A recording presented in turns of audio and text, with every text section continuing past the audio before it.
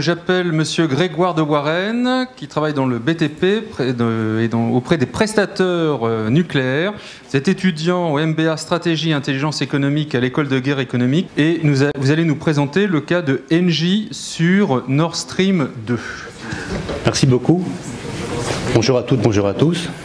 Le cas Engie, partenaire financier du projet Nord Stream 2, met en exergue un cas de guerre économique complexe sur fond d'intérêts contradictoires et de divergences politiques au sein de l'Europe avec ses partenaires, en raison du secteur stratégique impliqué, l'énergie, des montants en jeu, près de 10 milliards d'euros, dont 10% financés par Engie, et à la croisée des deux, des enjeux de puissance et de souveraineté.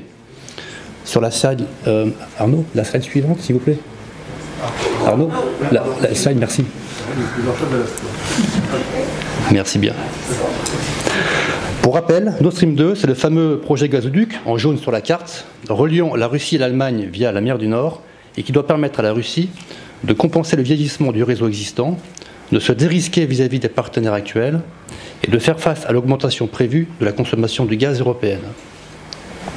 Au passage, on note sur la carte que les infrastructures routières se scindent entre les pays de l'Ouest et du Sud avec leurs terminaux méthaniers, et les pays de l'Est alimentés par les gazoducs russes.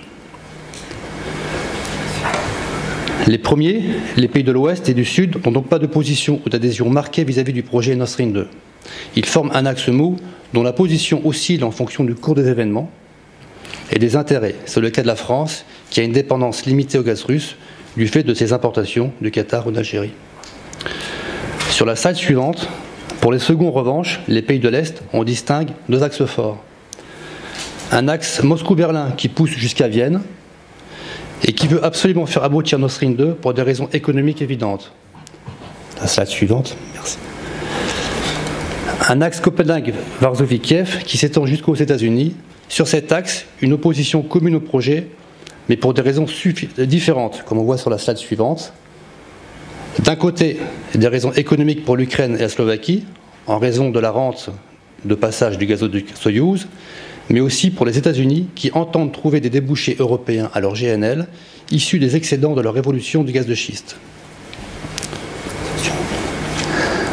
De l'autre, des raisons sécuritaires pour l'Ukraine et la Pologne, frontalières de la Russie. En outre, les États-Unis accusent la Russie, je cite, d'utiliser ses ressources énergétiques à des fins coercitives, en tirant parti de ses dépendances pour étendre son influence politique, économique et militaire, affaiblir la sécurité européenne et saper la sécurité nationale et les intérêts de la politique étrangère des États-Unis. Ces pipelines réduisent également la diversification énergétique européenne. Les rapports de force sur le projet Nord Stream 2 ont donc bien pour trame de fond un bon vieux antagonisme Amérique-Russie qui se joue bien aussi sur les terrains économiques que géopolitiques. Cet imbroglio de positions contradictoires se décline ainsi sur plusieurs dynamiques.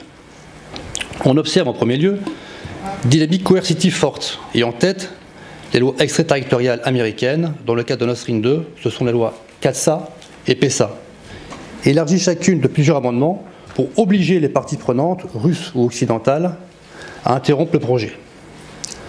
En conséquence, ces lois ont entraîné l'interruption du projet pendant 1 an, générant de nombreuses pertes chez les parties prenantes internes et externes. C'est notamment le cas de AXA, qui s'est retiré du projet sous le coup de menaces de sanctions visant nommément l'assureur.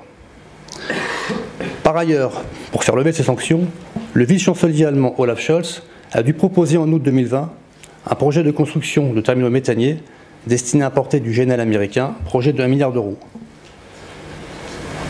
Enfin, en échange d'une levée partielle des sanctions, le gouvernement allemand s'est engagé à créer un fonds pour soutenir la transition énergétique ukrainienne et surtout assurer qu'une part du gaz russe continue à transiter via l'Ukraine après 2024.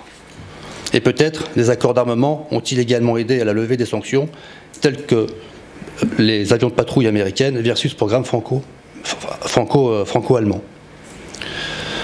Dans la même lignée, la Pologne s'est également essayée aux sanctions financières. L'autorité de la concurrence polonaise a assigné l'actionnaire principal du projet, Gazprom, et les 5 majeures européennes y ont investi, dont Engie, à une amende pour un montant de 6,5 milliards d'euros. Le motif ?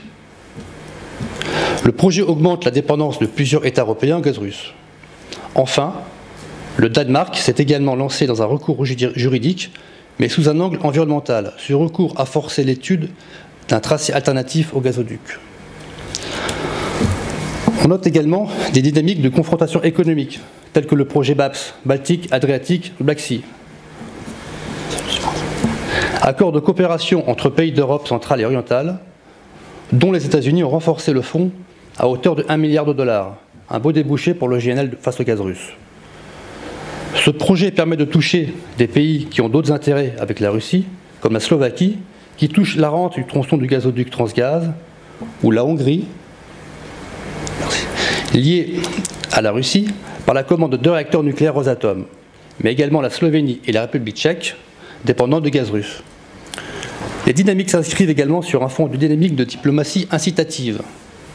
On n'est pas sans noter que les pays alignés avec les États-Unis, les signataires du BAPS et le Danemark, sont tous membres de l'OTAN, à l'exception de l'Autriche, et tracent sur la carte un véritable nouveau rideau de fer.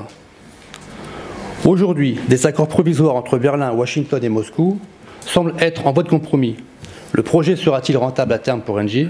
C'est possible, même si le groupe a un temps envisagé la sortie du consortium.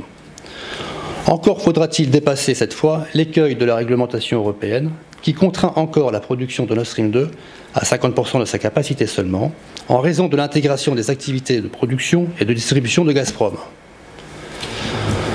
On ne peut pas parler d'attaque contre une entreprise particulière dans ce cas, mais il permet d'illustrer une autre facette de la guerre économique incontournable sur des secteurs aussi stratégiques que l'énergie, qui est l'essuie de tirs isolés.